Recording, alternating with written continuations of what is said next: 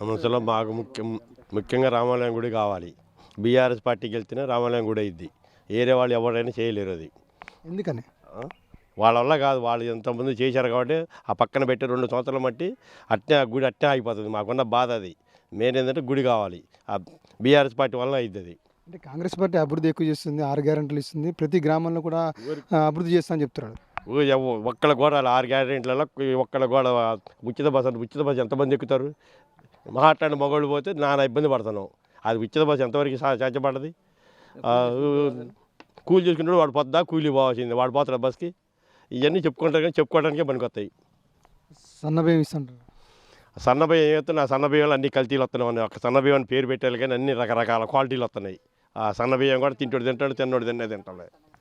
మీ గ్రామంలో ఒకవేళ మీ అభ్యర్థి లక్ష్మి గెలిస్తే ఎలాంటి అభివృద్ధి చేస్తారు? ఫస్ట్ రామాలయం గుడి పూర్తి చేస్తాం. ఈది లైట్లు తప్పనిసరి. ఇప్పుడు చాలా పోయినాయి, అసలు ఒక్కళ్ళు కూడా పెట్టేటోళ్ళు పట్టలే.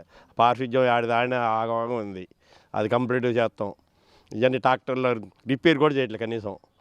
ఇట్లాంటివన్నీ డెవలప్మెంట్ చేస్తాం బీఆర్ఎస్కి వెళ్తే. ఓకే, మొత్తం చూసినట్టయితే గ్రామాల్లో చూసినట్టయితే చాలామంది కూడా గ్రామస్తులు చెప్తున్న విషయం ఏంటంటే గ్రామాల్లో మాత్రం అభివృద్ధి మాత్రం కుంటుపడని చెప్పారు. గత బీఆర్ఎస్ ప్రభుత్వంలో అభివృద్ధి ఎక్కువ జరిగింది చెప్తారు. ప్రధానంగా చూసుకున్నట్టయితే ఇక్కడ రామాలయంలో పెడితే సమస్య అనేది పెద్ద సమస్యగా మారింది. ఈ అభివృద్ధి చేయాలంటే మాత్రం అది బీఆర్ఎస్ పార్టీకి సాధ్యమైంది. కాంగ్రెస్ పార్టీలో ఉన్నప్పటికీ కూడా ఇక్కడ నాయకులు మాత్రం ఎవరు పట్టించుకోవడం చెప్తారు.